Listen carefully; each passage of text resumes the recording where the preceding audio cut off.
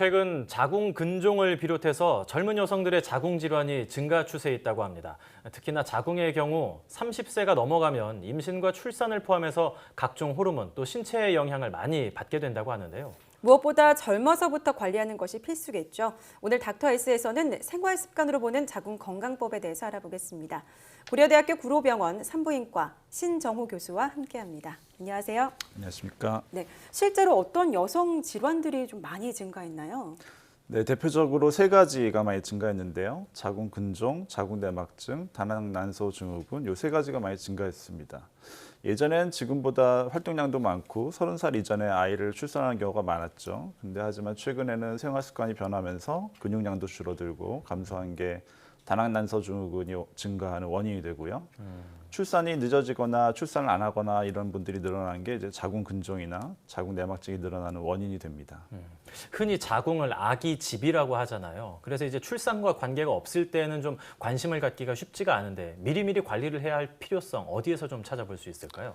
네, 이런 병들이 다 나중에 임신을 하고 싶을 때 임신을 방해하는 역할을 합니다. 그렇기 때문에 문제가 되고요. 또 임신을 하지 않는 분이라고 하더라도 이게 생량을 늘어나게 하고 생리통으로 고생을 하게 되고 그렇기 때문에 생활 습관에 여러 가지 문제를 만들죠. 그런 것 때문에 이런 거를 심하게 방치하게 되면 자궁을 수술하거나 난소를 제거하는 일까지도 될 수가 있기 때문에 미리미리 준비를 하는 게 좋겠습니다. 그리고 다낭난소 증후군 같은 거는 그 자체가 이제 배란을 막아서 불임이 되고 월경주기를 변화시키고 하기 때문에 이런 걸 심하게 놔두게 되면 암까지도 유발을 하게 됩니다. 그렇다면 자궁 건강을 해치는 생활 습관에 대해서 하나하나 좀 살펴보려고 하는데요. 저희가 화면으로 먼저 준비를 했거든요. 화면 함께 보시겠습니다. 네, 자궁 건강에 나쁜 생활 습관. 네, 여름이 되면서 의상이 가벼워지고 있는데 스키니진, 미니스커트 이런 것들이 자궁 건강에 안 좋나요? 네, 혈액순환을 방해하기 때문에 그런 게 문제가 되고요. 또 공기순환을 방해하기 때문에 질염이나 이런 걸 증가시킬 수가 있습니다. 그래서 너무 꽉 끼는 옷 같은 걸 입는 게 좋지는 않게 되겠죠. 미니스커트 같은 경우에는 왜 그런 건가요? 미니스커트도 통풍에는 좋을지 모르겠지만 네. 골반 아래쪽으로 이렇게 압박을 심하게 하면서 그렇게 될 수가 있습니다. 그래서 너무 예쁘게 보이시려고 너무 꽉 끼는 옷을 입는 거는 피하는 게 좋겠습니다. 그렇군요. 이제 너무 꽉 붙는 옷, 혈액순환을 방해하는 옷들이 안 좋다라는 거에 대해서 이제 한번 살펴봤고요. 그리고 또 어떤 생활 습관이 있는지 한번 살펴보겠습니다.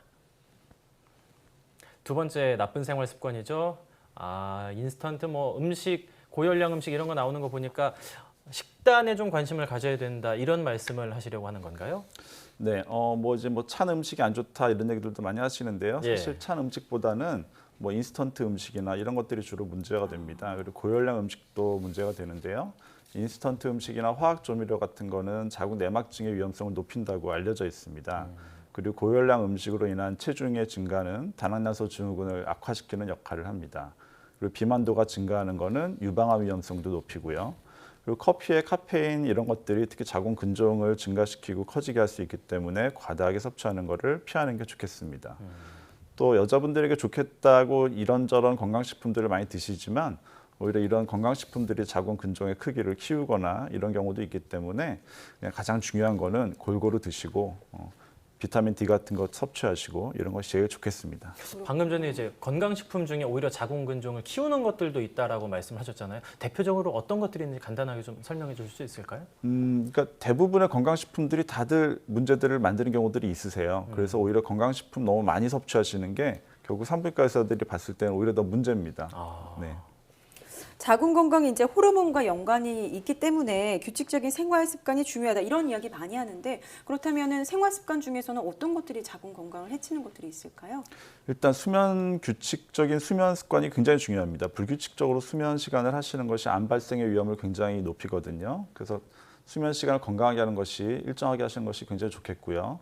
또 오래 앉아 있는 습관이나 하복부를 압박하는 자세도 하체 혈액순환을 방해하기 때문에 굉장히 문제가 됩니다. 이코노미 증후군이나 정맥혈전증 이런 걸 유발할 수 있어서 피해야 되고요. 특히 경구 피임약을 복용하는 분들이나 피임제를 사용하는 분들은 너무 장기간 앉아 있거나 하복부를 압박하는 것이 피하는 것이 좋겠습니다. 그리고 무엇보다도 꾸준한 운동이 필요하고 근육량을 늘리는 것이 좋겠습니다. 한국 여자분들 운동 부족, 근육 감소 굉장히 큰 문제인데요. 다낭난소 증후군 같은 경우가 이제 지방과 근육의 비율이 굉장히 중요하거든요. 예. 그래서 꾸준한 운동 이런 것이 굉장히 중요하겠습니다. 서양에서는 이제 남자도 그렇지만 여자들도 운동을 굉장히 즐겨서 하는 편이잖아요. 그런 경우에는 근육량이 좀 더 올라가기 때문에 다낭낭소 증후군 좀 적은 편인가요? 근데 서양 여자분들은 우리보다 훨씬 지방량이 많은 경우가 많습니다. 사실 예. 우리나라 여자분들은 비만한 경우들이 굉장히 드문 거예요. 아. 근데 우리는 너무 과도하게 살을 빼려고 하기 때문에 과도한 다이어트가 문제고요. 네. 또 이게 다이어트 한다고 해서 지방을 빼는 거에만 집착을 하시고 근육을 늘리는 거에 별로 신경을 못 쓰는 경우가 많거든요. 네. 그러니까 한국 여자분들은 지방을 줄이는 게 필요하다기보다는 대부분 근육을 늘리는 게 더 필요합니다. 근육을 늘리는데 좀 더 집중을 하면 좋다 이런 말씀을 해주셨는데 사실 이런 식으로 자궁 건강에 이상이 생기면 겉으로 드러나는 증상이라고 해야 될까 그런 게 별로 없을 것 같거든요. 우리가 좀 눈여겨봐야 할 증상들 어떤 것들이 있을까요? 네, 다낭난소 증후군 같은 경우에는 여드름이 심해지고요. 몸 중심선에 털이 좀 굵게 나고 이런 변화가 있습니다. 그리고 월경 주기가 불규칙해지고요. 몇 달에 한 번 한다든가 아예 안 하거나 이러기도 하거든요. 이런 증상이 있으면 꼭 산부인과에 내원해서 찾아보시는 게 좋겠고요. 또 평소랑 달리 월경 주기가 불규칙해지거나 늘어난다거나 월경통이 심해지는 것도 다 하나씩 자궁 건강의 이상 징후라고 할 수 있습니다. 이제 월경 주기가 불규칙한 거는 이제 확인이 가능한데 월경량이 좀 불규칙한 거는 잘 모르는 경우가 많을 것 같거든요. 어떻습니까? 네, 월경 과다는 사실 확인하는 게 어려우시더라고요. 왜냐하면 본인 월경량이 많은지 적은지를 대부분 모르고 지내시잖아요. 비교하기가 어려우니까요. 네. 근데 원칙을 말씀을 드리면 월경 주기 중에 나오는 양이 80ml가 넘으면 양이 많은 겁니다. 작은 야구르트병이 한 65ml 되니까 그걸 기준으로 생각해 보시면 되고요. 그리고 패드를 2시간에 한 번 이상 자주 바꾼다거나 자다가 깨서 중간에 바꿔야 될 정도로 많다거나 또 뭐 1cm 이상의 덩어리가 진다거나 이런 건 다 사실 양이 굉장히 많은 거고요. 예. 빈혈이 있는 여자분들도 월경량이 많지 않은지 꼭 한번 체크해 보시는 것이 좋겠습니다. 자궁 건강 관리를 평상시에 하기 위해서 우리가 좀 신경 써야 할 생활 습관들 가지면 좋은 규칙들 어떤 것들이 있을까요? 일단은 먼저 월경일기를 쓰는 것이 사실 되게 큰 도움이 될 수 있습니다. 월경일기를 쓰면 뭐 월경이 규칙적으로 하는지 시작하는 날, 끝나는 날 알 수 있고요. 네. 생리통의 정도나 생리양 이런 것들 체크하는 것이 기록이 남으니까요. 그런 걸 통해서 뭐 서너 달 정도 지켜봤는데도 변화가 있다고 하면 그 원인을 꼭 찾아보는 것이 좋겠죠. 그리고 두 번째로 말씀드리면 뭐 매년 자기 생일 때마다 자기 스스로에게 생일을 선물을 주는 것처럼 산부인과를 방문을 해서 정기적으로 검진을 한다던가 이런 것도 굉장히 큰 도움이 되겠습니다.